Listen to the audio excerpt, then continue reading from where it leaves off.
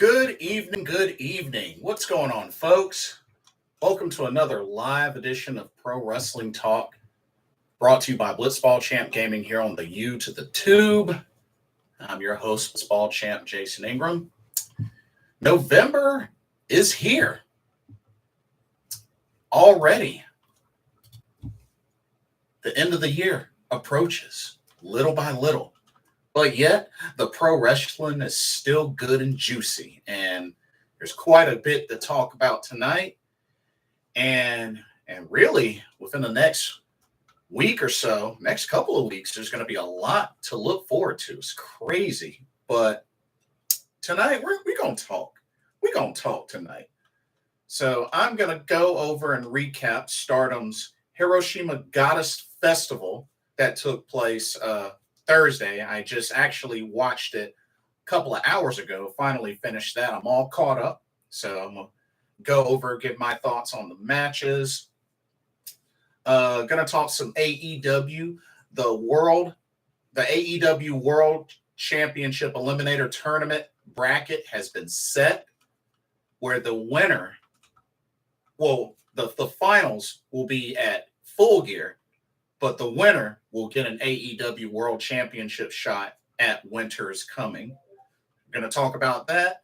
Going to talk a little bit more WWE as we're getting closer to Crown Jewel, which will be Saturday, tomorrow. And there was a match that got added to the card that I didn't cover previously, so I want to make sure that I talk about that. And yeah, just quite a lot to look forward to from here on out with pro wrestling. But first, I want to go through the Hiroshima Goddess Festival Stardom show that recently happened. Overall, this was a good show. This was definitely a good show. I definitely enjoyed it, but there was an unfortunate botch that happened that resulted in injury, which I will get into. But let's go over everything that happened. So we had one pre-show match. So we had, let me count it up. 1, 2, 3, 4, 5, 6, 7, 8, 9. We had 9 total matches for the show, one pre-show match. So the pre-show match, which they did show on the pay-per-view, so kudos to Stardom for that. The pre-show match was a fatal 5-way. This was Azumi versus Miyu Amasaki versus Lady C versus Waka Tsukiyama versus Saya Ida. Wow, so you had 3 members of Queen's Quest in this match. You had a member of Cosmic Angels and a member of Stars. But, of course, how did it start? Well, all 3 members of Queen's Quest working together to help take out Saya Ida as well as Waka Tsukiyama.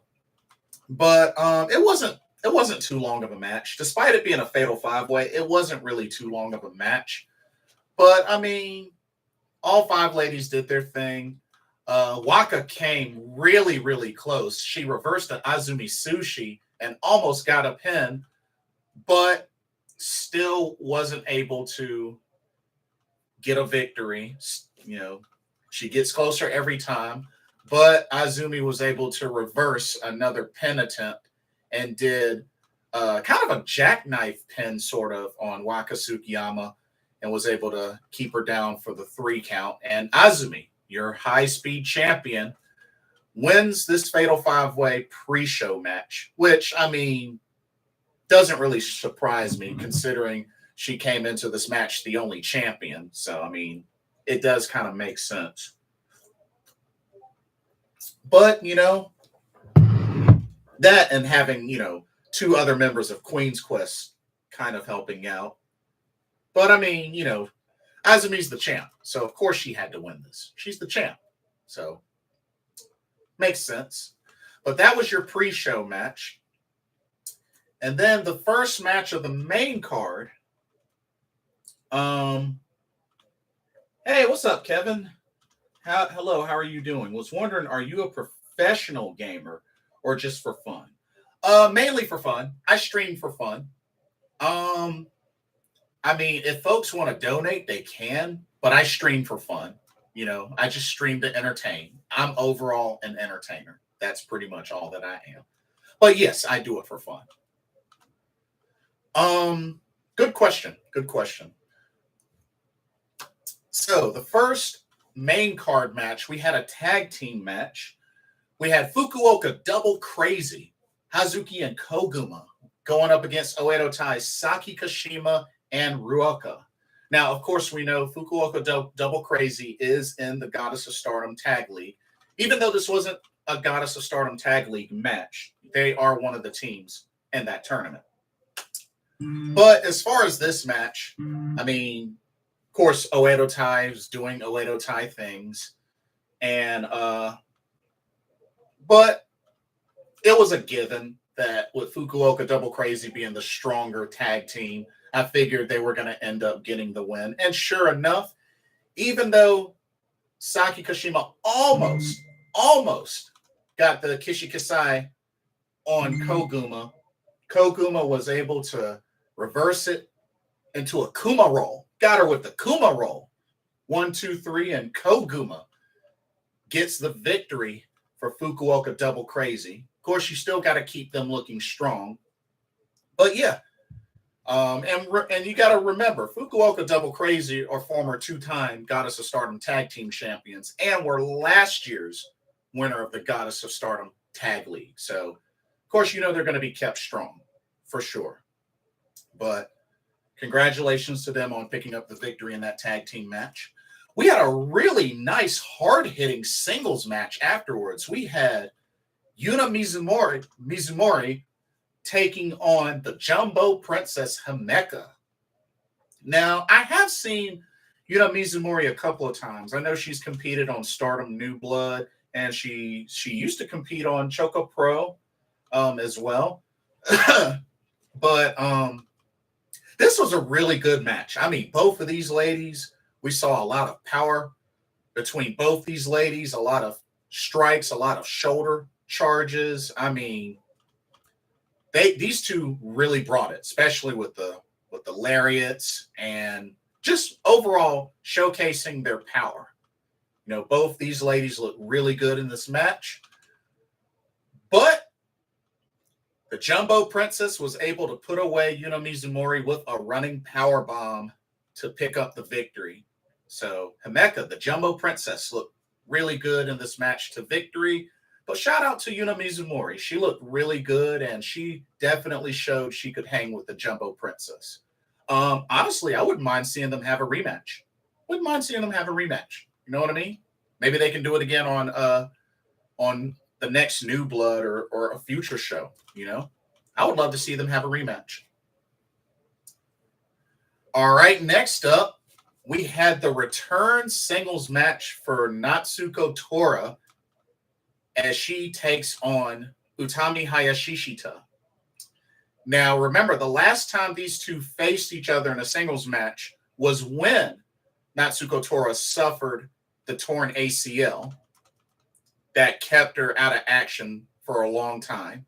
So this was her return singles match. And also, remember, she's teamed up with Ruoka, BMI 2000, in the Goddess of Stardom Tag League. So this was her first singles match returning from injury. And of course, there are a lot of Oedo Tai shenanigans. But at the same time, Natsuko Tora was in control for a good portion of the match, especially in the beginning. But of course, it wasn't going to be enough to keep Utami Hayashishita down for so long. But these two ladies look really good. And you know what? I thought Natsuko Tora had a good match overall with Utami. But sure enough, in impressive fashion, Utami Hayashishita was able to hit Natsuko Tora with the hijack bomb and pin her 1, 2, 3. Now, part of me is a little bit bummed, just a little bit bummed that Natsuko Tora didn't win this match. I mean, with this being her first singles match returning, it was kind of a bummer she didn't win, but she was going against Utami Hayashishita. So I kind of understand why she lost, but she did look strong in this match, you know. So I'm kind of half and half on it, but I do understand the finish. I definitely understand the finish.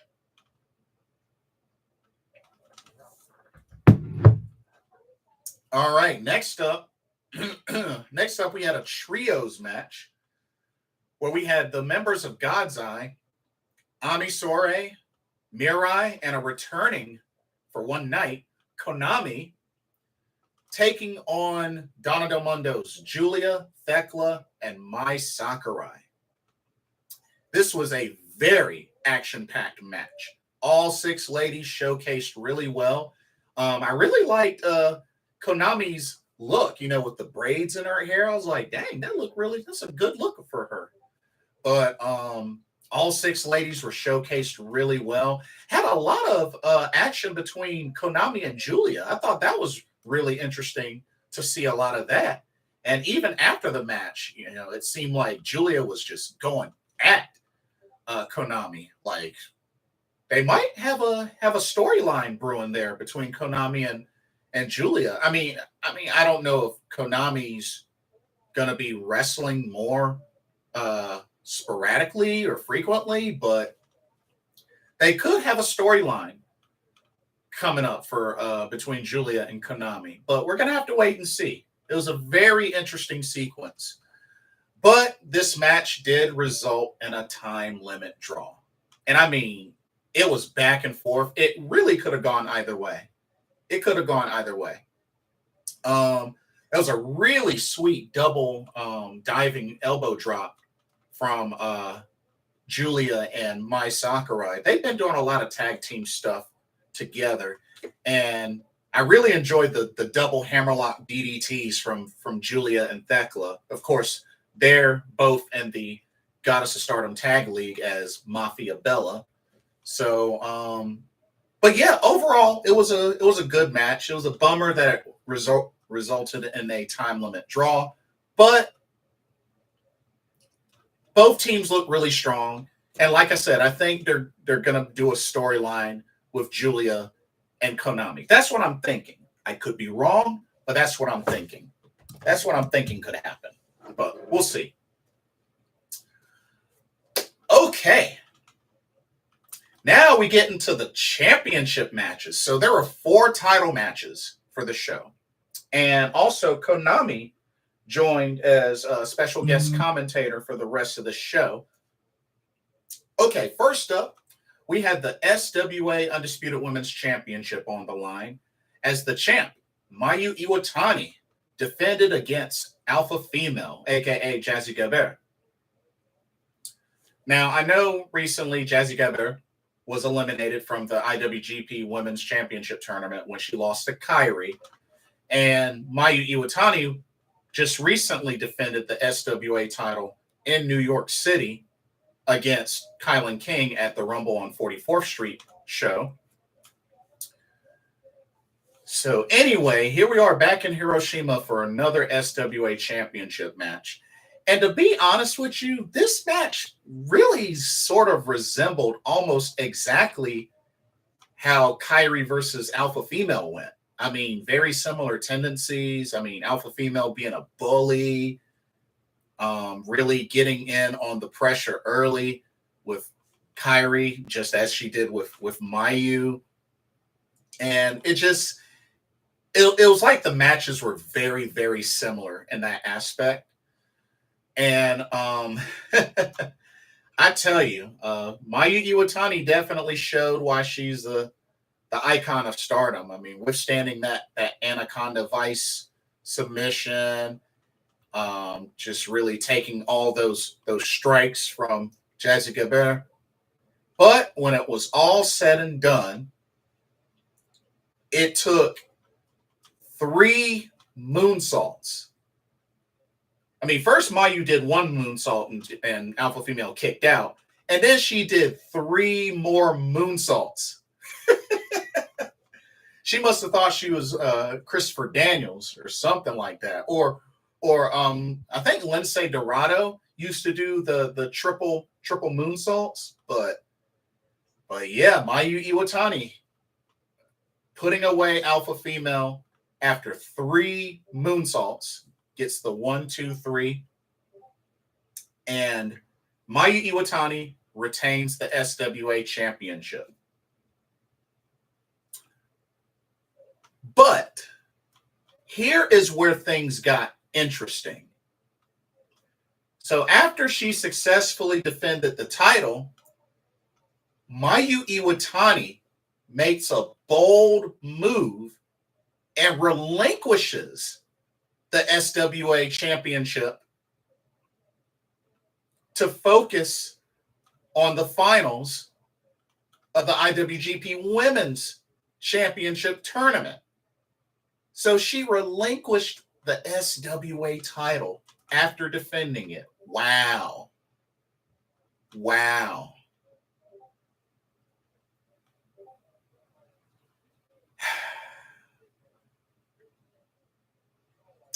I don't know what this means. I mean, other than, once again, the SWA title has been relinquished. I mean, the same thing happened after Shuri won the World of Stardom Championship in that winner-take-all match against Utami. But dang, once again, the SWA title gets relinquished. But, I mean, at the same time, the only thing that I could see is perhaps this is the prelude to Mayu actually winning the IWGP Women's Championship. Maybe this is the signal. I don't know. But there's definitely a reason for her relinquishing this SWA championship. So it's interesting. It's really, really interesting. But bold move. And we'll have to see what happens with the SWA championship. I mean, maybe it'll stay vacant. Maybe it'll be up for grabs in a tournament or whatnot. I mean, I don't know. I mean, the SWA championship is kind of like waiting in the wings now. And honestly, I don't know. It might end up becoming defunct, if you ask me. Because, I mean, if there's going to be a lot more concentration on the IWGP Women's Championship, I don't know. Maybe it's time to retire the SWA Championship. I don't know. What do y'all think about that? It might just be time to retire that title. I mean, I'm just keeping it real. It might be time to retire that title. Anyway, next up, we have the Goddess of Stardom Tag Team Championships on the line as Meltier, the champions, Tam Nakano and Natsupoi, defended against Black Desire, which is Starlight Kid and Momo Watanabe. And this was definitely one of my favorite matches of this card. 2 very strong teams. And of course, you know, the shenanigans started early with Oedo Tai. I mean, we saw the box in play. We saw baseball bat in play. We saw a chair in play. Oedo Tai being Oedo Tai. But aside from the shenanigans, this was a very great match. Starlight Kid went to work early on Natsupoi's knee. And we just saw a lot of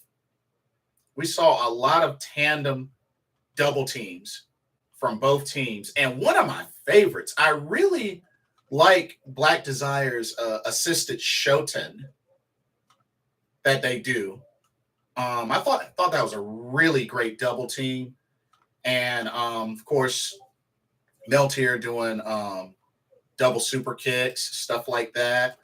And I really felt like this was going to be a very strong match, and it definitely ended up being that way.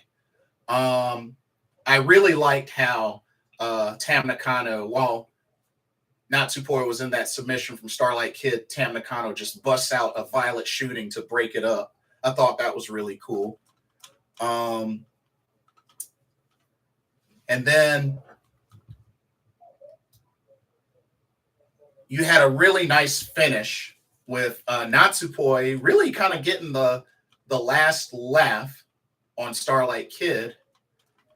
I have to praise Black Desire on that double Meteora, double knee strikes that they both initiated on I think it was Natsupoi. But when it was all said and done, Natsupoi gets the German suplex on Starlight Kid for the 1-2-3, and Meltier retains the Goddess of Stardom Tag Team Championships. And don't forget, both of these teams are also in the Goddess of Stardom Tag League, so let's not forget that. But great match, one of my favorites of this card.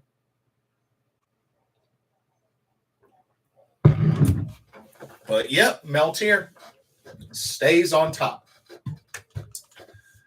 Okay, next up, we had the Wonder of Stardom Championship on the line as the Golden Phoenix, Saya Kamitani, defends against Mina Shirakawa, someone that definitely earned this title shot. And I loved the new ring gear she was rocking for this match. I mean, Mina looked great.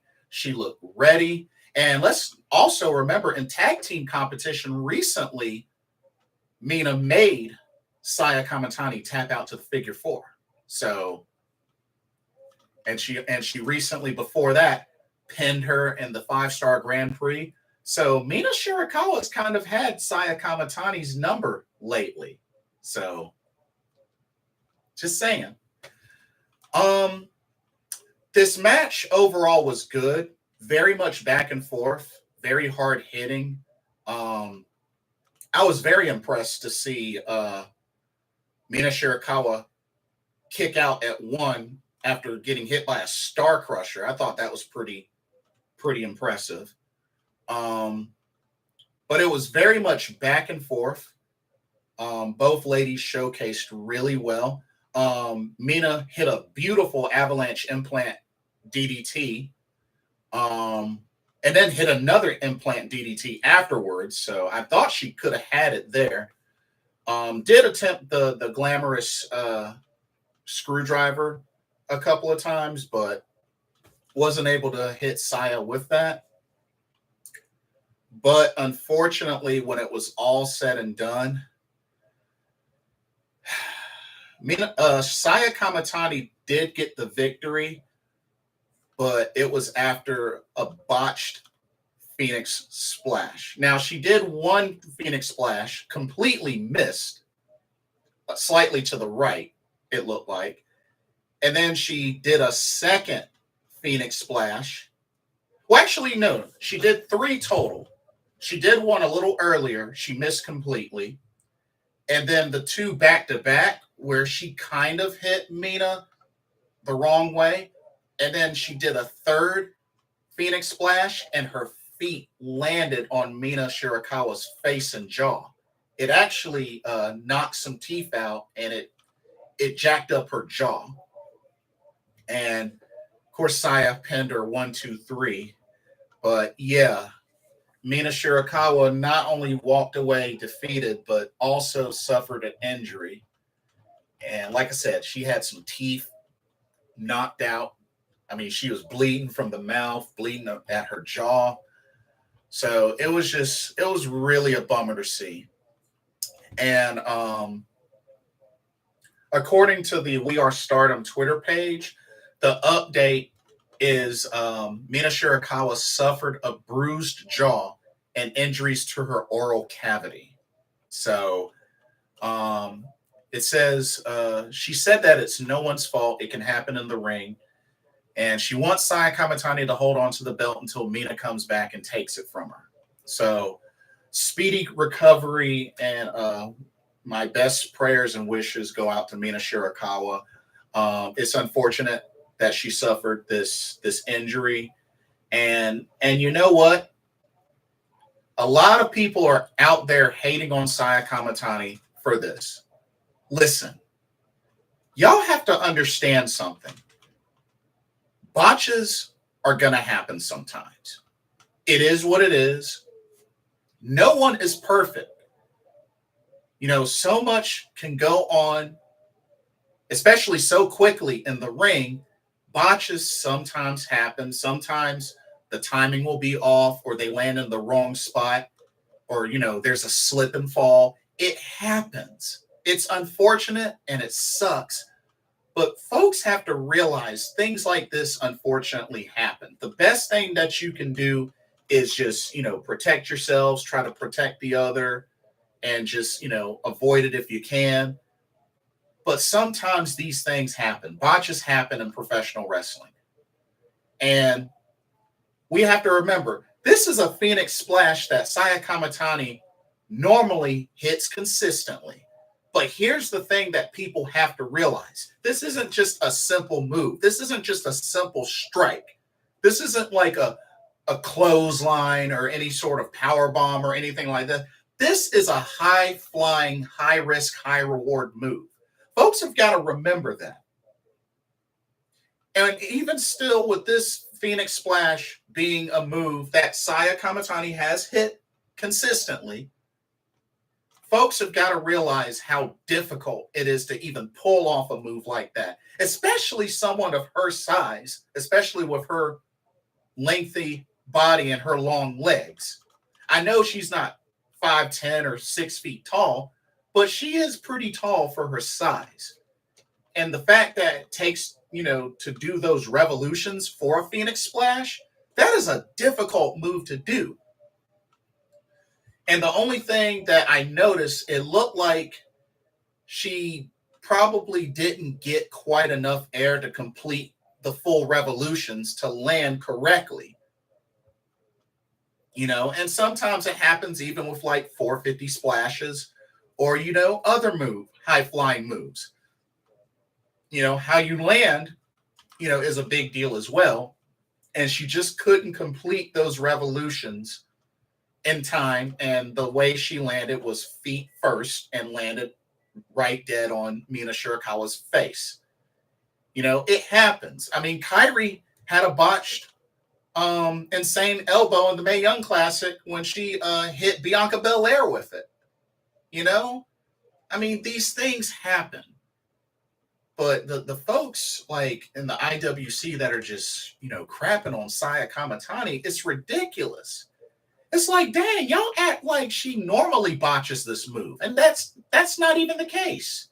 She normally doesn't botch this move. And even Mina Shirakawa said it herself that no one's at fault. It happens. Yeah, did she land the wrong way? Yes. But botches happen sometime in pro wrestling. It's unfortunate and it sucks when those happen. But the main thing is, you make sure the other person's okay. And, it is what it is. I mean, it's a physical sport. And especially the pro wrestling haters out there that want to talk about how fake it is.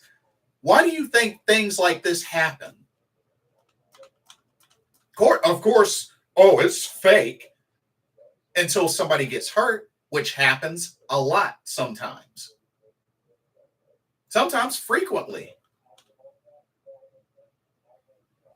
I mean, I understand it sucks. You never want to see these things happen, but unfortunately, they do happen. The best thing that we can do is pray that, that they're okay, that it's not anything serious. And if they have to step away to recover, that they recover as soon as possible to 100% so they can come back to what they enjoy. And I truly believe that Mina Shirakawa will return when fully recovered 100%. And you know what? I could definitely see Mina Shirakawa as a future Wonder of Stardom champion. It may not be this year. It may not be the first half of next year, but I can definitely see Mina Shirakawa as a future Wonder of Stardom champion. She deserves it. She deserves it. She's been working hard, and her matches have been looking so much better and better and better and better.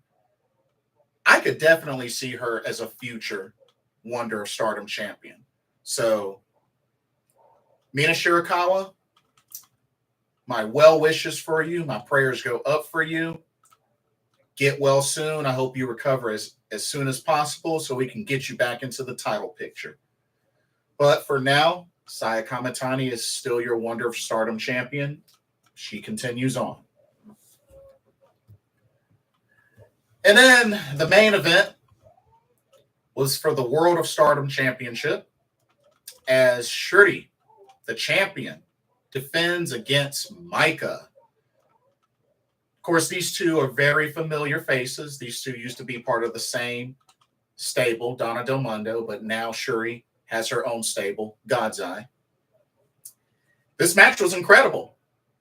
Incredible match between both these ladies. A lot of strong style, a lot of power showcased, especially from Micah. Micah looked really strong in this match. And, you know, she brought forth her A game to Shuri. It was definitely back and forth. But I have to say, Micah definitely looked like she could have pulled it off, especially hitting that Michinoku driver 2 just out of nowhere. Of course, you know, she wasn't able to quickly make the cover, but still, she hit that Michinoku driver 2 out of nowhere. But you got to give it up for Shuri to just really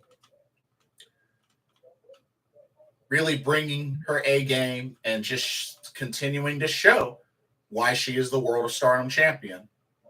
And it took a while. It was back and forth. She was even in trouble, too, because Micah had a nice, deep rear naked choke on Shuri for a while until she was finally able to break out of it and get to the rope. But when it was all said and done, Shuri hits the Shuryu Sakai on Micah to get the 1-2-3 for another successful defense of the World of Stardom Championship. Had a nice show of sportsmanship afterwards, but Shuri still reigns supreme. But we're not done yet. We're not done there. Utami Hayashishita comes out, and she wants one more crack at the World of Stardom Championship. And it's even been made official that we are going to get Utami Hayashishita versus Shuri 3, as in 3 for the World of Stardom Championship. I'm looking so forward to this match. Remember, they had a banger of a match last summer, that went to the a double draw. So, and of course, in the second meeting at Stardom Dream Queendom, Shuri did defeat Utami. So now we're going to see these two. And remember, Utami beat Shuri in the 5-star Grand Prix, but this will be the third time that they face each other for the title. But these two have faced each other one-on-one a couple of times. But they're going to go at it once more for the red belt. So definitely looking forward to that. And that match is going to take place at Stardom Gold Rush on November 19th. And not only is that match happening, we also have, let me see, there was a couple of matches. Hold up. Because a couple of matches have already been booked for Stardom Gold Rush. So we know we got 3 titles on the line so far. And there are going to be some Stardom, Goddess of Stardom Tag League matches. But we got the High Speed Championship. That'll be on the line as Azumi will defend against Momoka Hanazono, who recently, a while back, competed on Stardom New Blood. This was like a couple of months ago. But yeah, Shuri's going to defend the red belt against Utami Hayashishita at Stardom Gold Rush. And it has also been announced and confirmed that Saya Kamatani will defend the Wonder of Stardom Championship at Stardom Gold Rush 2022 against the Pirate Princess Kairi. Wow, we are finally going to get this match. Now, remember, this was a match that was supposed to happen earlier, I believe in the spring, but unfortunately, Kairi had gotten COVID, so they had to postpone that match. But now she's ready, and we're finally going to get that match for the white belt, Saya Kamatani and Kairi.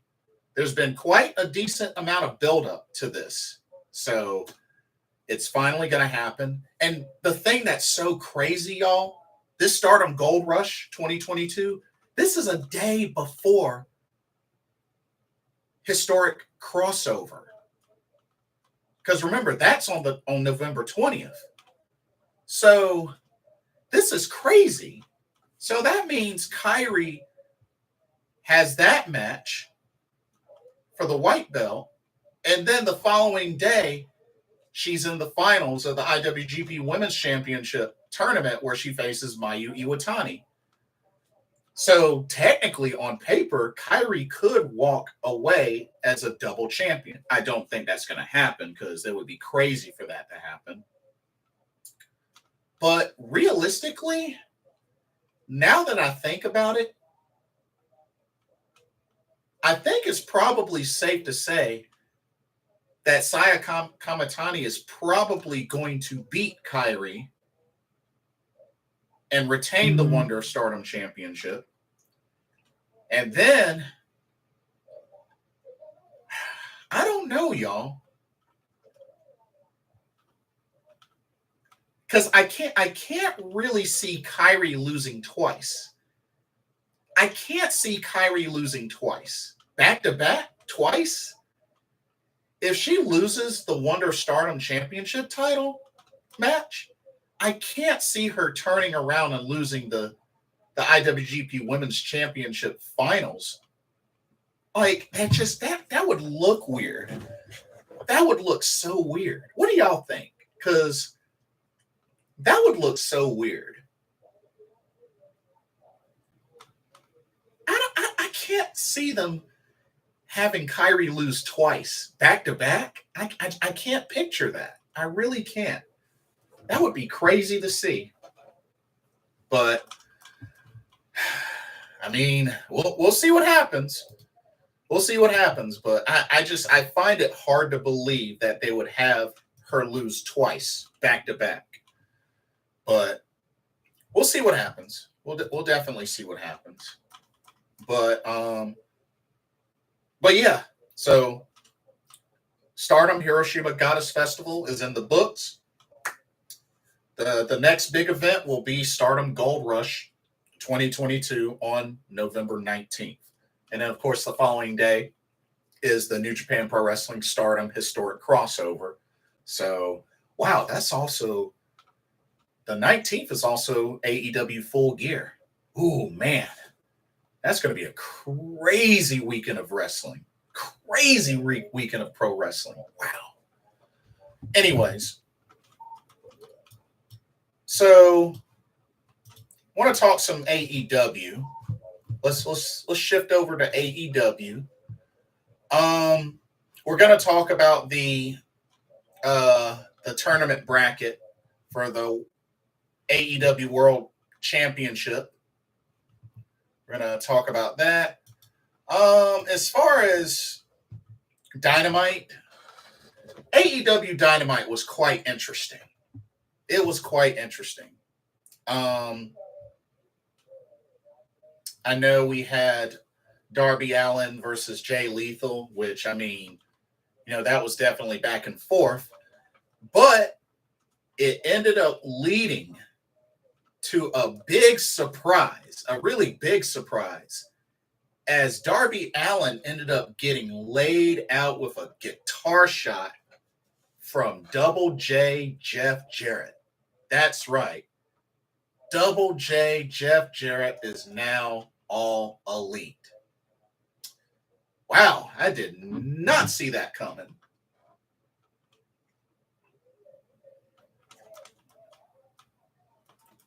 So, hey, John Elite. Yeah, Double J debuted, indeed.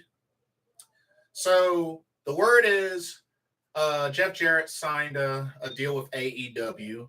It looks like he's going to have a backstage role as well. So, looks like we could be seeing him in front of the camera and also backstage. So, I mean, hey, I can dig it. I can definitely dig it. You know, I'm curious to see what Jeff Jarrett can do for AEW. I think it should be really good. But yeah, he says he's gonna promise to have all of his family and his fingerprints all over AEW. So, you know, we're gonna see how this goes. We're gonna see how this goes. So, I mean, but yeah, Double J Jeff Jarrett is all elite. That was quite a surprise to open up the show. You had a pretty decent showing in the AEW World Championship Eliminator match from Lee Moriarty against Jon Moxley. I felt like he had a good showing. He had a good showing. But of course, you know, there was no way he was going to beat Mox. And then, you know, Ethan Page made his presence felt afterwards. So, but it was good to see Lee Moriarty get a shot. I like Lee Moriarty, Tiger style. I like the Tiger style. It was really, really good. Of course, the Billy Gunn birthday bash. I mean, I guess it was entertaining. I figured his sons were gonna interrupt, and of course they did. And then Morrissey from the Firm, blindsided, pretty much took out all three. You know, Billy Gunn and the Acclaim. Of course, they ended up getting some backup with FTR, but dang, Morrissey just leveled the Acclaim and Billy Gunn like they were nothing. I was like, dang, they're the tag team champions. How all three of them get leveled like that by one dude? Wow. That's kind of sad. I mean, no offense to the Acclaim, but they got laid out easily by Morrissey. I just felt like it was kind of sad. It was just a little bit. Just a little bit. Just a little bit. Oh man. But don't forget, you also had a segment at the end of that where FTR picked up the AEW championships. They kind of looked at them really nice and funny, and they were kind of eyeing them, and then they handed them back to the Acclaim. So let's not get it twisted. They still want those tag titles.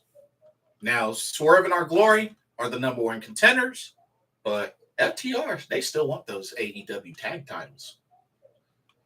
They still want those tag titles. So let's keep that in mind.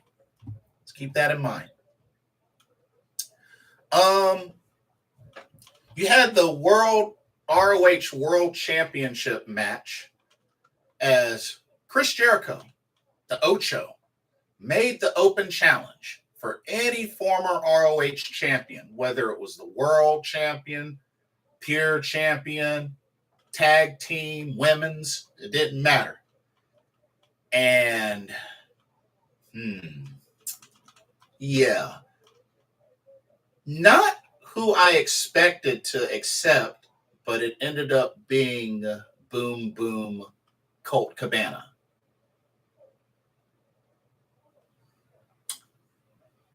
Wow. Um, let's keep it real, y'all. Y'all know that was definitely a shot at CM Punk. Let's not kid ourselves. That was a direct shot at CM Punk. Because think about it. I highly doubt we're going to see a lot of Colt Cabana in a situation like this, or in general, or at least not until maybe ROH deal gets established, and then But yeah, I don't think a whole lot of folks were thrilled by the surprise being Colt Cabana to accept the challenge. And I know folks are like, well, he never won the ROH World Championship. And it's like, so? Chris Jericho said any ROH champion. Any ROH champion. So, but he put up a good fight. He put up a good fight. We all knew he wasn't going to beat him, but he put up a good fight. He put up a good fight.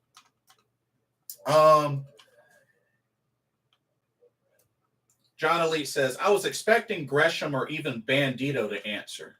And of course, both of those guys would have qualified. But yeah, I'm really just under the impression that this was a shot at CM Punk. This was mainly a shot at CM Punk. So, I mean, the build up to this was lackluster, but I mean, yeah. It would have been better if it was Gresham or Bandito, but yeah. This was a shot at CM Punk for sure. And it looked like Jericho was fixing to attack Ian Riccaboni, but of course the Blackpool Combat Club making the save. And what's really interesting is, kind of dabbling in a little bit into Rampage. So it looks like this is going to lead to a fatal four-way.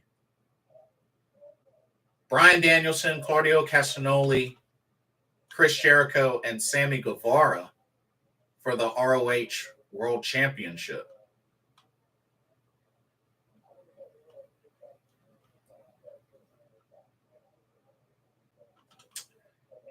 Yeah, not really a fan of that idea. If I can be honest with y'all, I'm not really a fan of that idea. I know it's just me, but not really a fan of that idea. You had the AEW All Atlantic Championship on the line.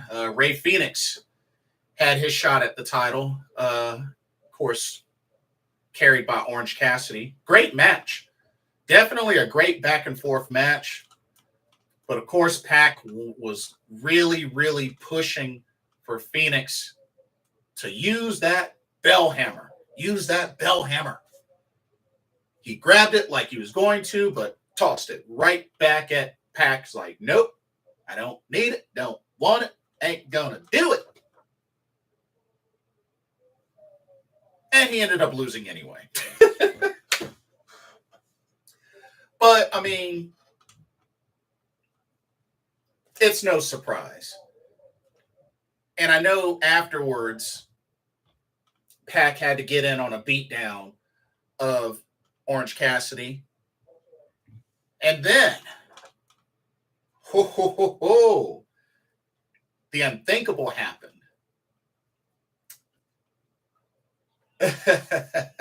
So, the winner of this match not only would become, would hold the All Atlantic Championship, but would also have the opportunity to pick their dream opponent for the next defense of the title. And after this match, out comes the man, the wrestler, the head trainer of the New Japan Pro Wrestling Los Angeles dojo, Katsuyori Shibata, comes out. Of course, Rocky Romero and best friends are behind him. Orange Cassidy hands him the contract. He signs it. Bam. We got our match for Rampage. Katsuyori Shibata versus Orange Cassidy for the All-Atlantic Championship. Wow. Folks have got to remember, Katsuyori Shibata, this, I believe, was his first match back from when he last wrestled in an exhibition against Zack Sabre Jr. But remember, Shibata was out for a long time after suffering a brain injury from a headbutt that he gave against Kazuchika Okada. Now, even though he did finish that match, he did not look good after that match. And I am so thankful that he hasn't done another headbutt since.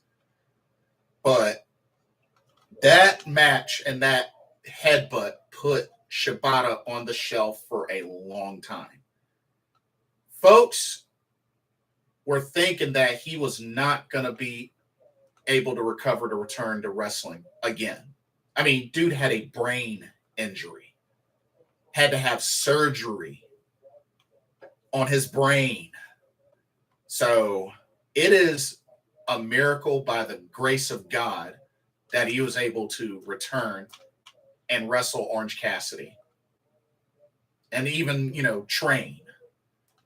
So, I mean, that's amazing. That is amazing. We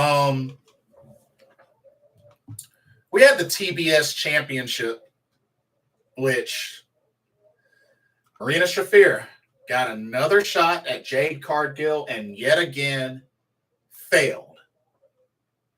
So that's twice now that they've had her lose to Jade Cargill. And now Jade is 41-0. And of course, Nyla Rose still has her championship. And it's like, my thing is this. Really? That's the best they could do for Nyla Rose, is have her steal the TBS championship? Somebody who could legit win this title. I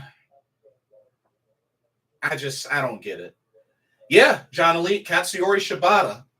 That was a huge surprise. A really, really huge surprise.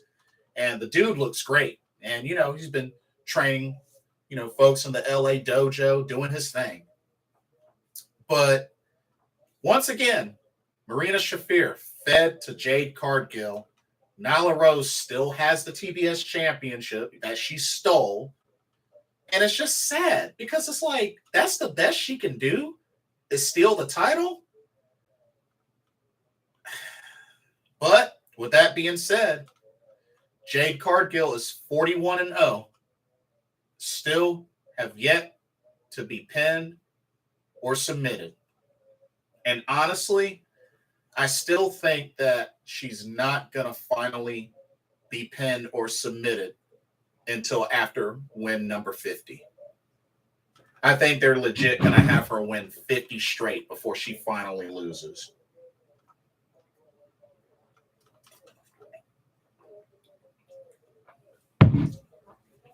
John Elite says, not digging what they're doing with Nyla. I agree. I mean, we're talking about somebody that was a former AEW Women's World Champion. She shouldn't have to steal a title to get it. She's capable of beating Jade Cargill. They just need to go ahead and book the match, which I'm hoping they will do that for Full Gear. But having her run around with Jade's belt is so dumb. It's really dumb. But if you ask me, I honestly don't have any idea who they're going to have finally beat her and win that title. But I don't think it's going to happen until after her 50th win. But we'll see. We'll see.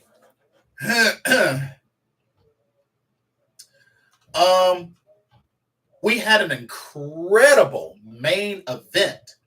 Samoa Joe versus Brian Cage for the ROH World Television Championship. Wow. These two look great.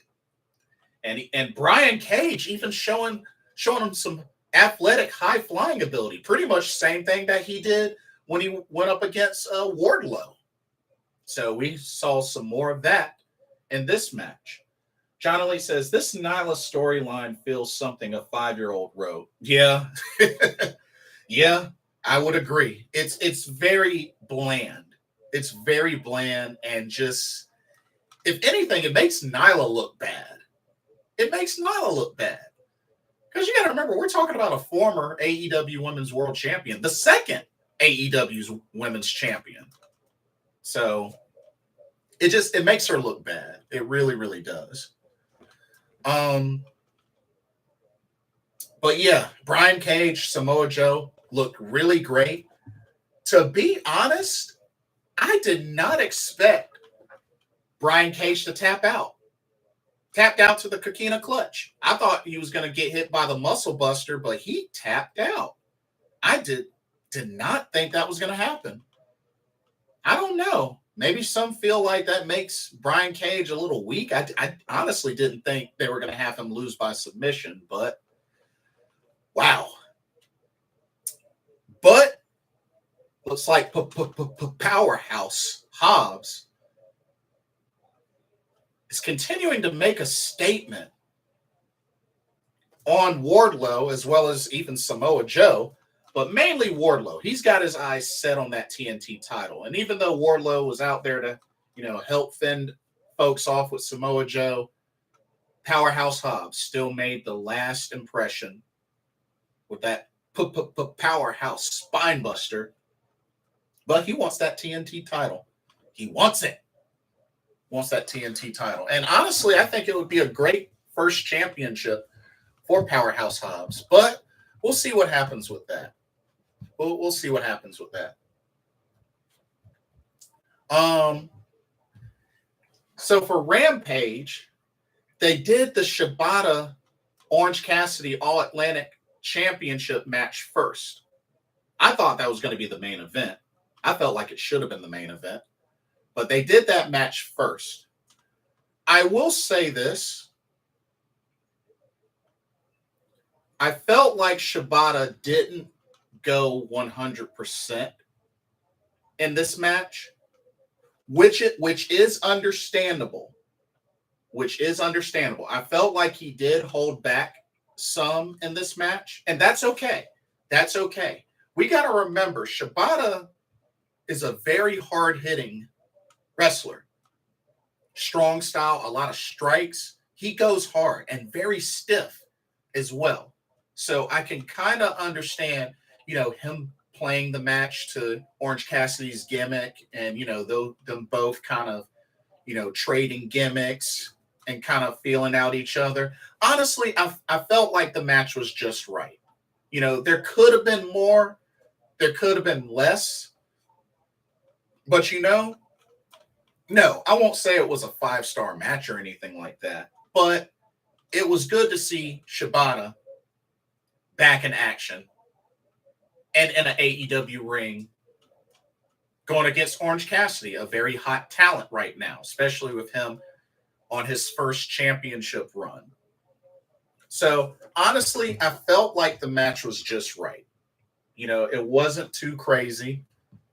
And Shibata looked good. I would have loved to have seen one PK, but it didn't happen. But, I mean, let me see how old Shibata is. Oh, actually, Katsuyori Shibata has a birthday coming up. He is 42. He will turn 43 November 17th. So he has a birthday coming up. But yeah, I mean, Shibata, and not to mention, I didn't realize Shibata was 6 feet tall. Holy crap. Dang, I didn't know he was 6 feet tall. But John Elite says, glad to see Shibata back in a proper match. Oh, yeah. This was definitely a good match for him. Definitely a good match. And, we'll see what happens with Shibata. He definitely looked good. And we got to remember, we're talking about somebody that was New Japan Cup winner, one of the best never open weight champions. He was a 3-time never open weight champion, one of the best. He was a IWGP Tag Team Champion with another one of my favorites, Hiroki Goto, which they also have a great rivalry. So, I mean, if anything, it's good to see Shibata back. And, as long as he doesn't do a headbutt, I think he'll be just fine. As long as he doesn't do another headbutt for the rest of his career. But I felt like he looked good. He looked good in that match. Now, another thing I don't understand. They had Sky Blue and Madison Rayne fall once again to Dr. Britt Baker, DMD, and Jamie Hayter. Now, don't get me wrong. I understand they got to keep Jamie Hayter strong in preparation for her title shot against Toni Storm at Full Gear. But dang, is it just me or has Madison Rayne lost a bunch since coming to AEW? Like, what the heck is up with that? What the heck is up with that? Like, I really feel like Madison Rayne has been losing a bunch since coming to AEW. Like, I don't get that. I don't get that. We gotta remember this is somebody that was a 5-time Impact Knockouts champion, tag team champion as well. Like,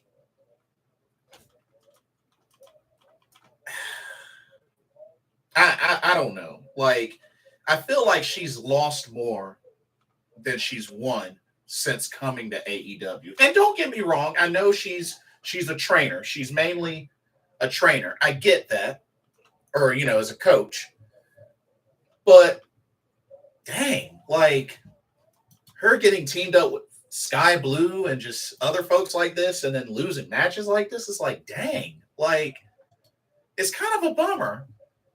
It's kind of a bummer. Because I like Madison Rayne, She was a big hit in Shimmer and a big hit in Impact Wrestling, So it's kind of a bummer to see her lose like that. But I mean, they gotta keep Jamie Hayter strong. And I know after the match, Toni Storm and Jamie Hayter scrappled a little bit until Britt Baker hit Toni Storm on the back of the head with the title. But you know something? I got to keep it real with y'all. What I think is probably going to happen, I think Jamie Hayter is going to be in great position to defeat Toni Storm, and then Britt Baker is going to ruin it. I think Britt Baker is going to ruin it and cost Jamie Hayter the title. And then Jamie Hayter is probably going to turn face. That's what I have a feeling is going to happen. I think Britt Baker's going to turn. I really do.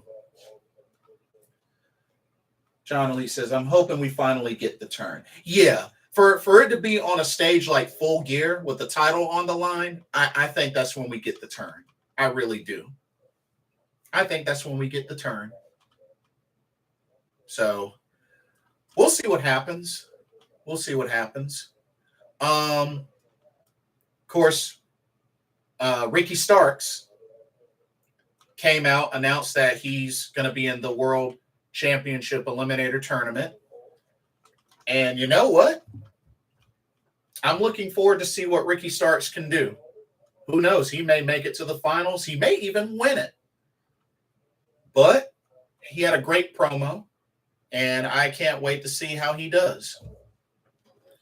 And then we had the Embassy, Khan and Toa versus Warjo, which, I mean, we pretty much could guess how that was going to end up. Of course, Khan took the Powerbomb Symphony from Wardlow. But after the match, we saw Powerhouse Hobbs make an appearance. And, it was kind of interesting. Samoa Joe kind of gave Wardlow kind of a look. You know, if you watch closely, he kind of gave him a disgusted look. So I don't know about y'all, but I think we're gonna eventually see Wardlow versus Samoa Joe. I think a seed might have been planted, but I think give it some time. I think we're gonna end up seeing Samoa Joe versus Wardlow. Maybe sooner than you think, but I think a seed has been planted. I do. So, and I think that would be a great match. I think that would really be a great match. But I think it's going to happen. I definitely think it's going to happen. And shout out to Mike Tyson. He was in attendance. Of course, he did the guest commentary. So shout out to Mike Tyson.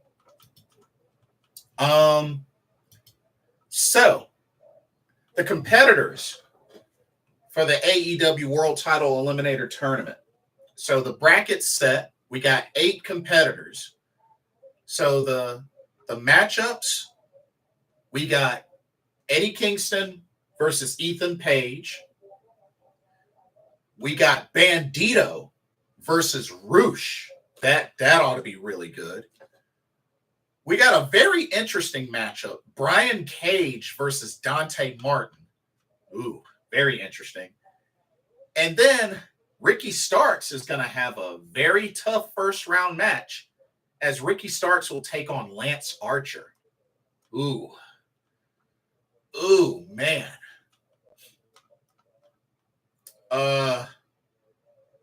In all honesty, Brian Cage versus Dante Martin, that's probably going to go to Brian Cage. Bandito versus Roosh, honestly, that could go either way. Both of them former ROH World Champions. Eddie Kingston versus Ethan Page, that could go either way as well, mainly because Eddie Kingston may let his anger get the best of him and might, cause a DQ. But I think you got to consider perhaps having Eddie Kingston winning one match, at least one. And then Lance Archer, Ricky Starks, I mean, I don't know how the heck they're going to book him to beat Lance Archer. It's going to be tough. It's not impossible, but man, that's a crazy matchup. Lance Archer versus Ricky Starks. Ugh. That's going to be tough for him. But the match I'm really excited out of this tournament is definitely Bandito versus Roosh. I'm looking so forward to that matchup. I like both of them. I can't wait for that. Can't wait for that match. But like I said, the winner of this tournament, the top two, the two finalists will face each other at Full Gear. And the winner at Full Gear will get a world title shot at Winter is Coming. AEW Dynamite Winter is Coming. Which could be big. This could be really big. Remember, Kenny Omega defeated Jon Moxley to win the title at Winter is Coming previously. So, something to think about. But yeah, it should be exciting. There's quite a bit to look forward to, especially in 2 weeks, because like I said, November 19th, we got Stardom Gold Rush and Full Gear the same day. So, and then the following day, you got Historic Crossover. So that weekend's going to be crazy. I'm going to have a lot to catch up on that weekend. Whew. Anyway, so WWE, the go home week for WWE. Oh, John Elite says the bracket looks good. Yeah, the bracket's interesting. some of those matchups, like Dante Martin and Brian Cage, that's an interesting matchup. And then Ricky Starks and Lance Archer, that's interesting. But hey, should be a good tournament. Should be a good tournament. Now, this week was the go home week for WWE, and it's quite interesting. I mean, there was even some like there was even some wonders of if Crown Jewel was going to happen with the info that came about when it came to Saudi Arabia, but it looks like the show is going to go on. But I wouldn't be surprised if a lot of those folks didn't want to take that trip after getting that information. But looks like the show is going to go on. So the go home week for WWE, I gotta be honest. I gotta be honest. I really, I'm happy that Nikki Cross is back, but dang, y'all feed her to Bianca Belair. It's like, dang, Nikki got her gimmick back, and already she's taking losses.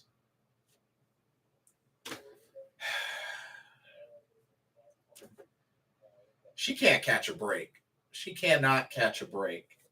It's like, dang, can we at least build Nikki Cross back up now that she got her gimmick back? Yeah, I don't get that at all. I really don't get that.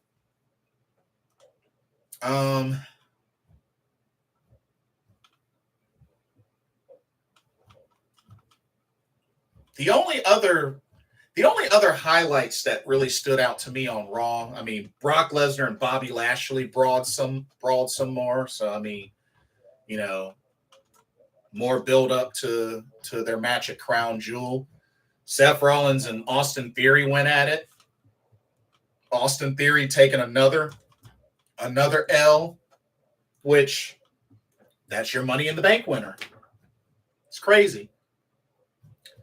John Elite says, didn't like the main event. Yeah, the main event. So Asuka and Alexa Bliss returned, and they challenged Damage Control, Dakota Kai, Io Shirai, for the WWE Women's Tag Team titles. And they ended up defeating them. And Asuka and Alexa Bliss are your new tag champs. So, and this is kind of history making, because Alexa Bliss, Asuka, Sasha Banks, and someone else. I just had it off the tip of my tongue. Wow. I totally forgot. But those three ladies are 3-time WWE Women's Tag Team Champions. Can you believe it? They are 3-time tag team champs. It's crazy. But another random team, tag team champions. Now this time, Asuka and Alexa Bliss, who are once rivals and now are tag team champs. And then all of a sudden, a rematch is booked for Crown Jewel, as Dakota Kai and Io Shirai will get another shot. They'll get a rematch. Like,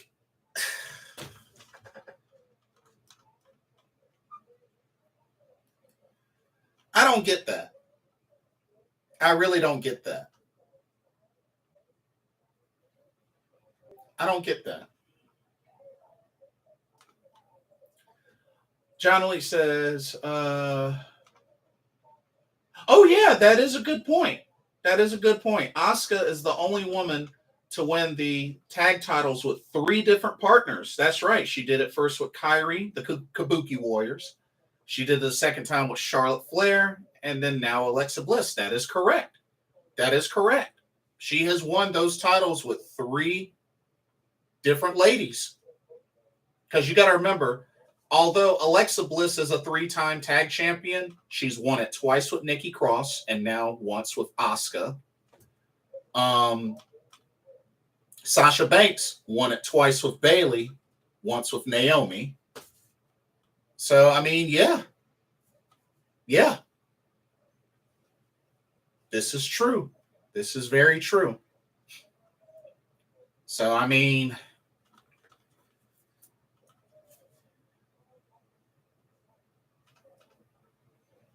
and you know what's so ironic about this? Io Shirai is getting treated the exact same way as Kairi got treated. What happened? Kairi got called up to the main roster. What did they do? Put her in a tag team with Asuka, later became the Kabuki Warriors. Io Shirai, same thing. She gets called up to the main roster. What did they do with Io? Put her in a stable, make her a tag team champion with Dakota Kai. What the heck is up with WWE doing that? Kairi never got a singles run on the main roster. And now there's no telling when Io Shirai is going to get a singles run on the main roster. Like, oh my God, that makes no sense to me. You got one of the best wrestlers in the world in Io Shirai, and you got her stuck in a freaking tag team. A random one at that.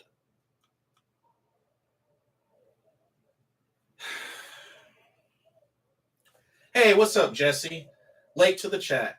Mina kicked out. Long-term storytelling. Get well soon, Mina. Oh, yeah. Mina looked great. And like I said, I'm calling it. She's gonna be a future Wonder of Stardom champion. Don't know when, but she's gonna be a future white belt champion. I'm calling it.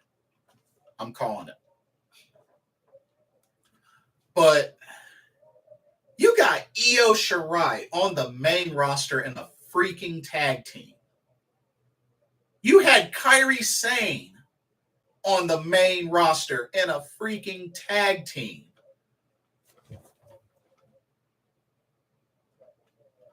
WWE, what's up with that? You got Dakota Kai and tag team Purgatory.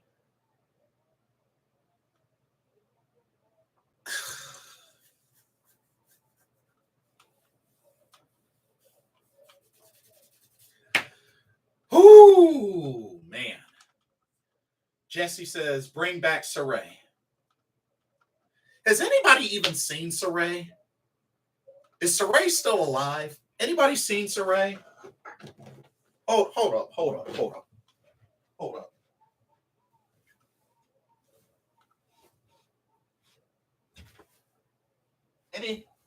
Anybody seen Saray? Maybe check this door. Anybody? No? Behind the chair? No? Anybody seen Saray? Anybody? No? No?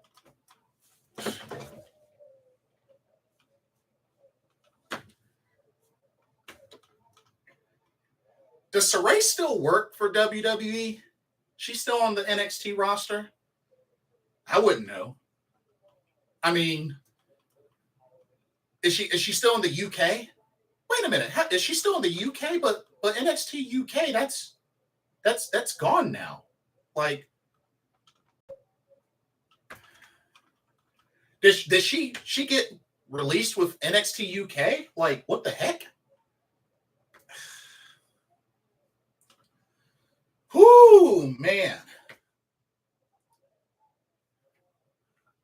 John Elite says, she even injured? No, that's the thing. She's not. She's not injured. The last thing I heard is she came back from Japan and that's it. Like, and now that I think about it, where the heck is Mako? Where's Mako Satomura? Well, she might be on vacation, but where the heck is Sarai? I don't know. Dakota Kai is stuck in tag team purgatory. All she's ever been in the WWE so far is a tag team champion. And has some of the quickest tag title reigns in her WWE career. The only saving grace was she at least had a little bit of a longer WWE tag team title run with Io Shirai. But that's not really saying much. That's not saying much. Oh, man. So many folks want to say AEW has the worst women's division, but nobody wants to talk about WWE's women's division and act like they have it all together now that Triple H is back. That division ain't all, they don't have it together. Yeah, they brought back some folks, but I mean, yeah, Emma is back. That's great. But like, okay. You don't really even use Xia Li. And now apparently there's talks about bringing back Mia Yim. It's like, you're getting all these ladies back, but what the heck are you going to do with them? Why is Asuka stuck in a tag team? You got one of the best wrestlers stuck in a tag team. A Grand Slam champion. We're talking about somebody that was once on a 900-day undefeated streak. Oh my goodness! But a lot of folks want to point out the AEW women's division. Well, yeah, WWE has somebody that had a 900+ day undefeated streak stuck in tag team purgatory. That's funny. Oh man.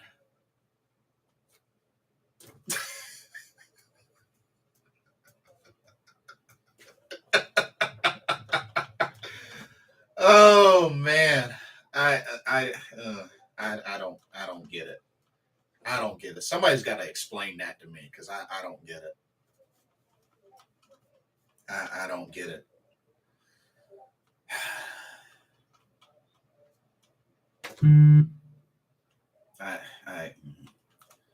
Xia Li can't even get showcased.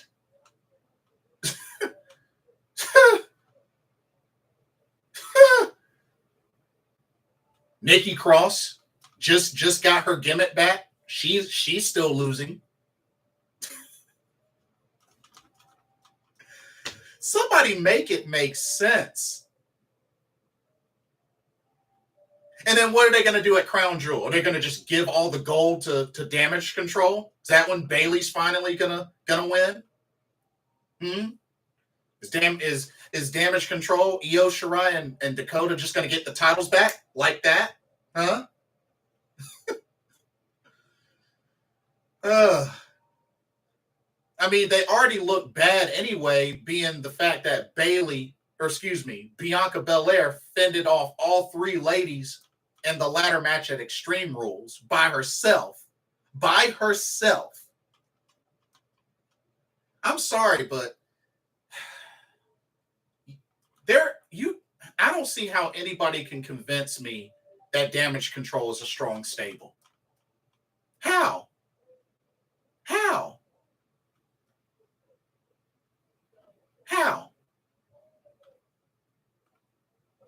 But folks want to say, oh, but it's Bianca Belair. She's the Raw Women's Champion. It's Bianca Belair. She's the EST.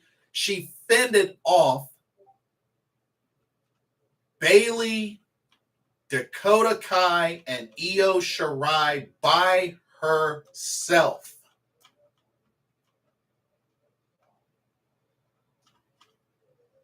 At Extreme Rules.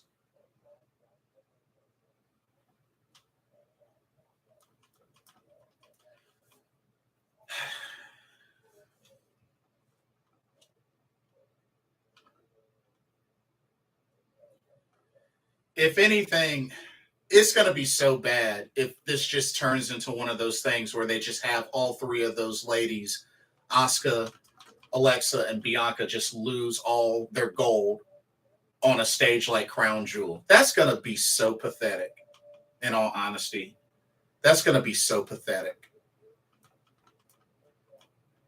That's going to be so pathetic. And it's nothing against the ladies in general. It's nothing against them, but the way they're booking this so-called women's tag team division or women's division in general is just, it's sad. Especially looking at what they did with Liv Morgan. Anyway, let me move on. Let me move on. Let me move on.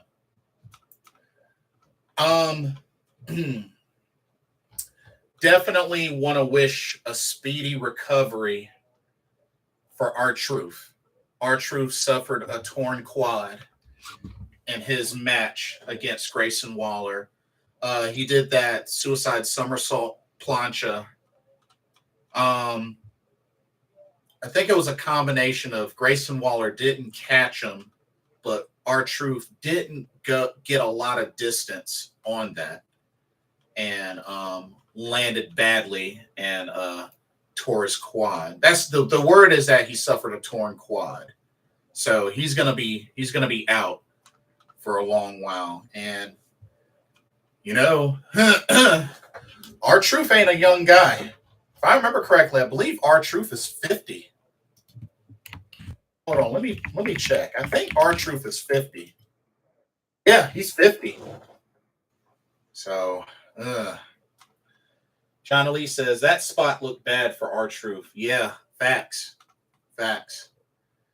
Yeah, unfortunately, speedy recovery for R-Truth, but I don't know. I mean, don't get me wrong. He's been somebody that's stayed healthy, throughout his career. I feel like overall he's stayed pretty healthy, but this was just an unfortunate bad spot.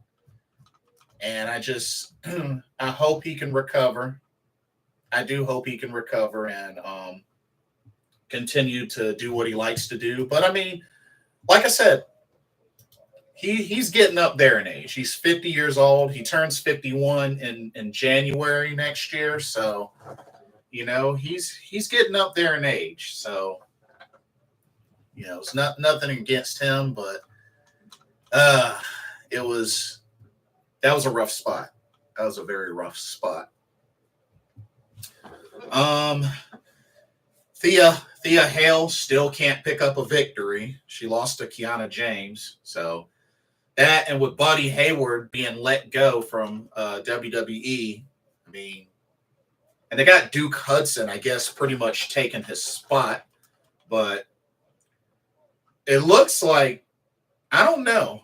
It looks like Duke Hudson is probably going to end up turning on Andre Chase. But hey, Charlie Dempsey got a little something. He got a segment. So I thought that was pretty cool. Of course, Charlie Dempsey, that's William Regal's son. We got the return of Odyssey Jones. So that was really cool to see. Return of Odyssey Jones. He looked good. Good to have him back.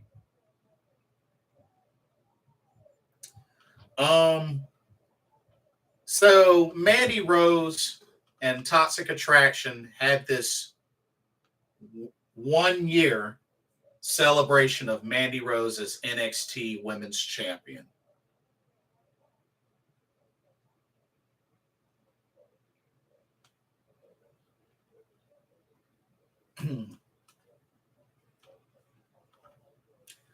I'm going to just go ahead and say this. If they have Mandy Rose surpass Asuka's streak, that title will lose so much credibility. That title will lose so much credibility. Folks can say what they want about Mandy Rose and her being NXT Women's Champion, but there's no way, shape, or form that she is the greatest NXT Women's Champion. I'm sorry, but Asuka has never been pinned nor submitted in an NXT ring. Period. End of discussion. Not to mention Shayna Baszler, first ever two-time NXT Women's Champion, and was a beast in NXT. But let's keep it real.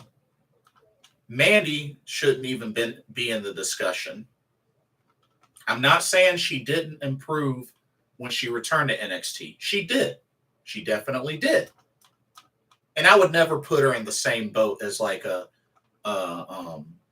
Maurice or a Lana or a Eva Marie. I would never put her in a boat like that. But we're talking about somebody compared to like Asuka, Io, Shayna, Ember Moon, Paige. Not even in the same boat. Not even in the same boat as Kyrie, and she had the shortest NXT Women's Championship reign. That's how sad it is. John Elite says she better not break Shayna's reign. Oh, definitely. She better not.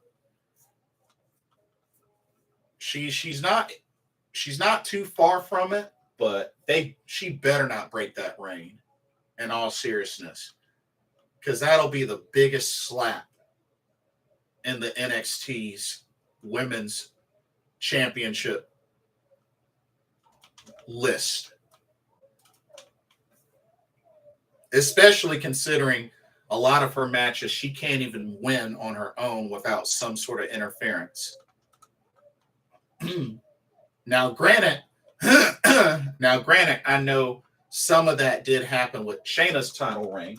I'm not disputing that, but we're talking about Mandy Rose versus Shayna. Shayna's definitely a much better wrestler. Anyways, Alba Fire, Kaylee Ray crashes the celebration, and it looks like she's going to end up getting one more shot at Mandy Rose Championship. And honestly, I really hope she defeats Mandy Rose. I really do. It's already bad enough that they had Kaylee Ray take out Toxic Attraction in the haunted house, capture Mandy Rose, take her back to the ring, have the match, and still lose. That's ridiculous. That's ridiculous. And yet some folks want to say, oh, but Mandy Rose is great eye candy. Doesn't matter. Doesn't matter. If I wanted to look at eye candy, I'd just browse the internet. Come on now. Come on now. Come on now. It looks like we might be seeing signs of a potential heel turn for Zoe Stark. She let anger get the best of her in her match with Indy Hartwell, and it costed her. It costed her. So I think we're going to be seeing a heel turn for Zoe Stark, which I still am not a fan of the fact that she's in a tag team once again with Nikita Lyons, and they're going to get another opportunity against Katana Chance and Kaden Carter. But I hope after the match they split and Zoe turns on Nikita. Because that's what I think is going to happen. I think Zoe's going to turn heel for the first time. I still really feel like Zoe should be a singles wrestler. But that's just me. It also looks like we're seeing a storyline develop with Wendy Chu and Cora Jade. Of course, Cora Jade defeated Valentina Feroz and was going to beat her down some more, but Wendy Chu comes in for the save. So it looks like we're going to see a little something something between Cora Jade and Wendy Chu. So it's good to see Wendy Chu being used again. I know that she put away Tiffany Stratton, which I don't even know if Tiffany Stratton is going to return anytime soon, because you know they had that lights out match and Wendy Chu won, but we haven't seen Tiffany Stratton since. So haven't seen her, haven't seen Saray. So, but if anything, you know, going back to Mandy Rose, if Kaylee Ray doesn't beat her, then I don't know. Maybe they still might have a plan for Roxanne Perez to do it, but I don't know. I really don't know. And then Pretty Deadly, they were able to retain the titles against Wesley and Braun Breaker, which, I mean, not surprising. Not surprising at all. Carmelo Hayes interfered. So him and Wesley threw down. Von Wagner ended up attacking Braun Breaker. So maybe Von Wagner will be the next one in line to challenge Braun Breaker. We'll see. Not only that, it looks like we're going to have a storyline between Apollo Crews and JD McDonough. So that ought to be interesting. And it looks like we had another segment with the mask and the fire bin, which I'm pretty sure it's Donovan Dijakovic. I'm pretty sure that's who that is. Yes, we did have another scripts vignette. So what I've been hearing, John Elite, I don't know if this is confirmed, but what I've been hearing is that possibly scripts may be former New Japan Pro Wrestling young lion Carl Fredericks. Because I did remember hearing word that he was on his way to WWE, but I mean, it's been so long ago. But I heard that it was possibly Carl Fredericks might be scripts.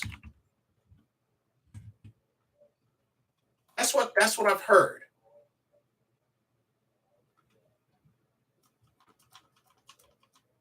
But I'm not sure, because he did not renew his contract in New Japan Pro Wrestling. But I heard word that he may be landing in WWE. So, but like I said, a rumor. It's just a rumor. Take it with a grain of salt. But I heard that it could possibly be Carl Fredericks. Because I think it's somebody new. I think it's somebody new, but will probably be a familiar face outside of the WWE. That's what I'm thinking. I know they did another interview with Ava Raine, which only thing I'm just wondering is, when are we going to see her wrestle?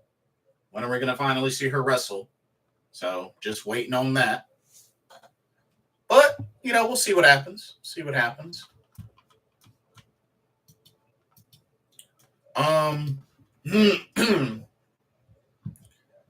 SmackDown. Oh, man. Good old SmackDown. I got to be honest with y'all.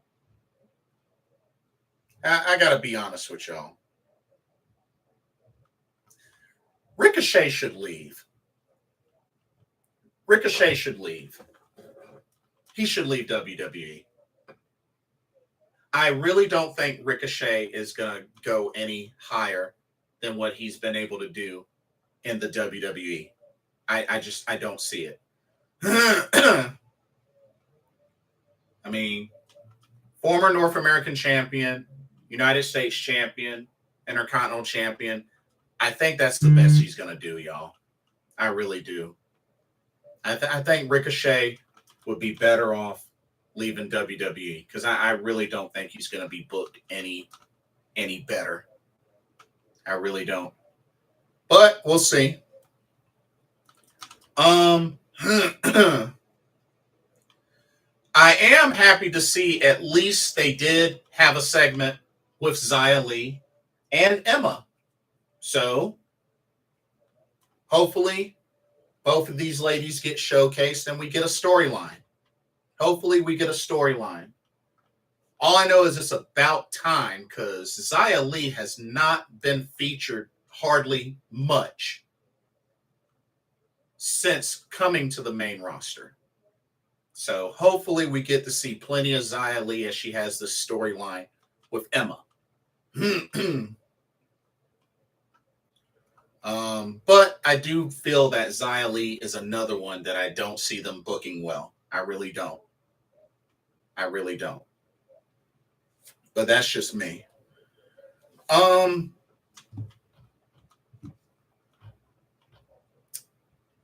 Fantasma talked about vowing to grow their empire. So it makes me wonder, could Legado del Fantasma add another member?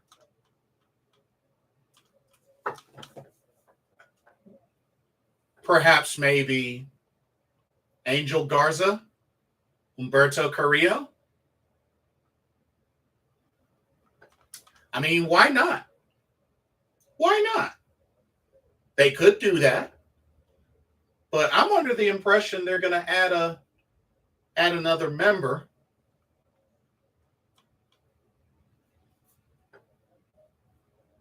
Or if they really could get crazy with it, and things don't work out in AEW, perhaps Andrade could make a return, but that's wishful thinking.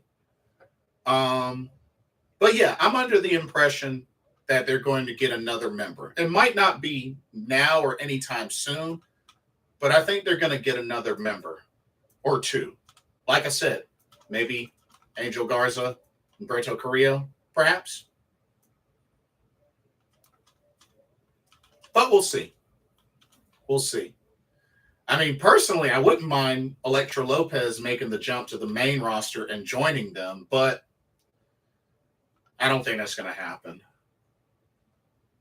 But give it time. They just not too long ago debuted on the main roster, so just give it a little bit of time. They'll figure something out.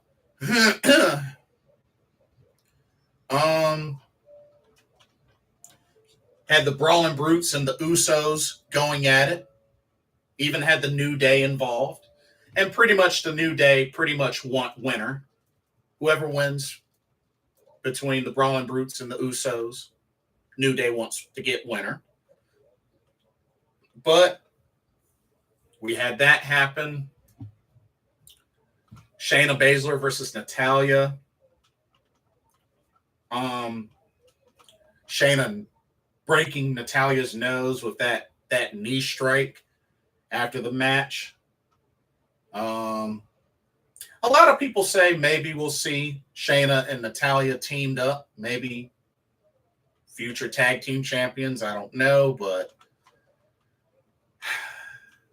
I hope they keep them as singles wrestlers for now. And like I said, I would like to see Shayna back in the title picture. And who knows, maybe we'll eventually see Shayna versus Ronda, but it probably won't be anytime soon. But we'll see. We'll definitely see. MVP got destroyed by Braun Strowman, ate a couple of running power slams. No Omos in sight. So, oh man. And what sucks is that it gives me kind of a bad feeling with Braun Strowman with that much momentum. Omos is probably going to beat Braun Strowman at Crown Jewel, which will suck so badly. John Ali says, not going to lie, I'm not liking Shayna's current music. I like her old theme music better. Oh, her current theme sucks. Yeah, Shayna's current theme sucks. I definitely like her old theme better. Her old theme was so much better, like 100 times better.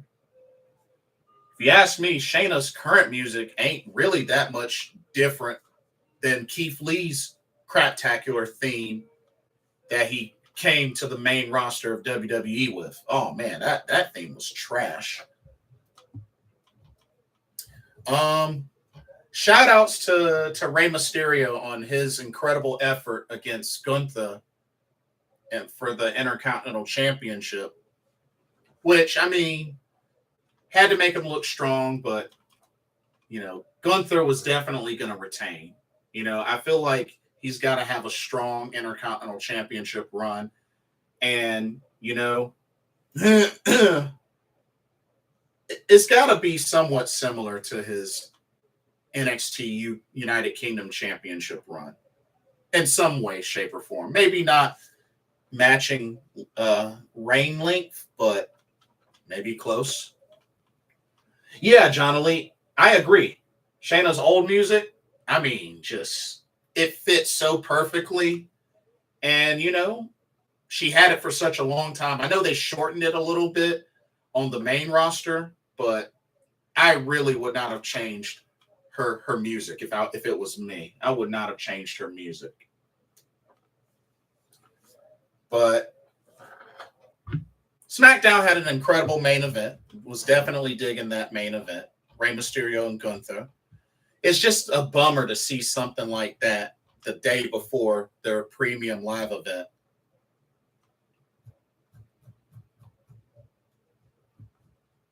But that's your go home week.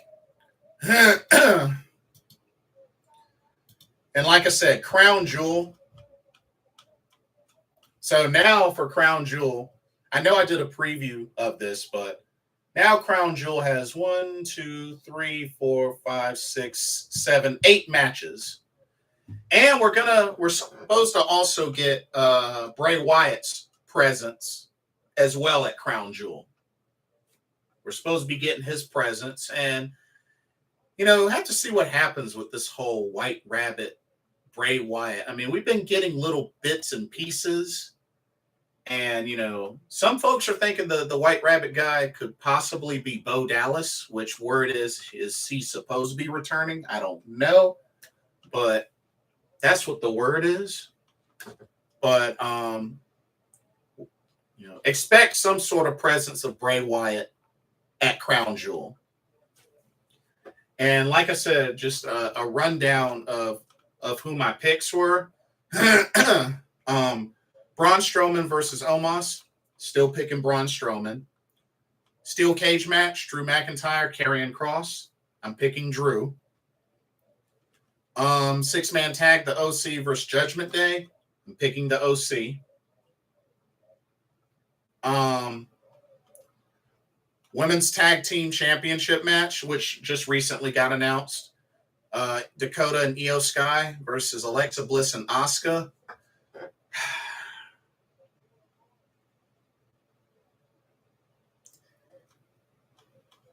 I'm going to say Alexa and Asuka, but it'll be so ridiculous if Io and Dakota get the titles right back. Because it'll be like, why the heck did they lose them in the first place? But it's probably going to be some stupid crap about, hey, let them win the titles on a bigger stage sort of crap. But whatever. WWE tag titles, the Usos versus the Brawling Brutes. I'm picking the Usos because, like I said, I don't see the Brawling Brutes winning. I think the Usos will probably have the titles a little longer. I do see Bayley defeating Bianca Belair. I do see that. I do think that's going to happen for the Raw Women's title. Bobby Lashley versus Brock Lesnar. I'm going to take a chance. And pick Bobby Lashley, but oof.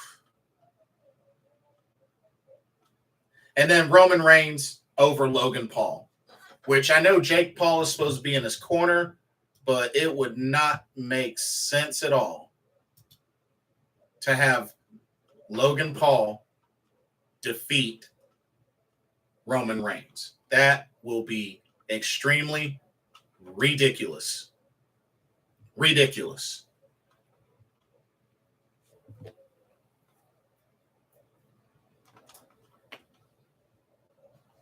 That'll be so ridiculous. But we will see what happens. We will definitely see what happens.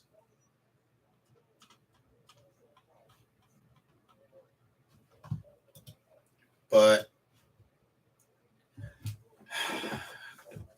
I know there was one friend in the pro wrestling Discord that I'm in that was thinking maybe Jey Uso or Sami Zayn could cost Roman Reigns the title.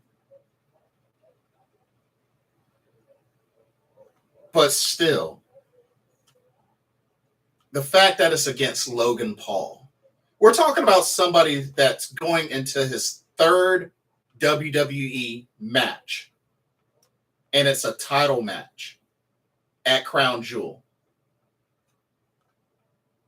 2 matches in, and his third match is a title shot at Crown Jewel for the main title? No. Y'all want to see the internet break? Let Logan Paul win. The internet will break, probably for a while. If they are smart, they better not book Logan Paul to win.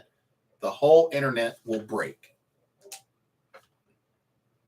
The whole internet will break. But there you have it. There you have it. That will do it for tonight's pro wrestling talk. Like I said, I will. I plan on watching, because I'm gonna be busy tomorrow. I plan on watching Crown Jewel tomorrow night. So tomorrow evening, I will put up a video giving my thoughts and reactions to Crown Jewel. So I'm gonna have to stay away from social media for most of the day tomorrow until I watch. So please, no spoilers, please. Other than that, I want to say thank y'all so much for coming out and joining me for this episode. It's a lot of fun. Looking forward to a lot that's to come. But yeah, let me know what y'all's thoughts are. What did y'all think about what was discussed? What did you think about Stardom Hiroshima Goddess Festival? What do you think of the bracket for the AEW World Championship Eliminator tournament? What are your predictions for Crown Jewel? Let me know what your thoughts are. Don't forget to like, comment, subscribe, all of the above. Hit the notification bell while you're at it. Thank y'all so much. Y'all are a great crowd. Always good to hear from y'all, and always good to share with y'all. For another pro wrestling talk brought to you by Blitzball Champ Gaming here on the YouTube the Tube, I am your host, Blitzball Champ Jason Ingram. Hope everybody has a blessed weekend. This first weekend in November. Oh, John Elite says, I have the same prediction as you for Crown Jewel, except I have Cross beating Drew. Really? You have Cross beating Drew again? Even after you beat him at Extreme Rules, after you got maced to the face? Interesting.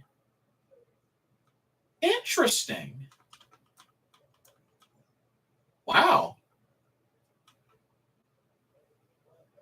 Okay. So John Elite's got Karrion Kross winning again. Well, we shall see. We shall definitely see. But I'll keep that in mind. Oh, interesting take. But Y'all let me know your thoughts on that as well. But can't wait to do my recap video and we can go into it more. But until then, I'm Blitzball Champ Jason Ingram. I will catch y'all later. Enjoy this first weekend in November. God bless. Peace out.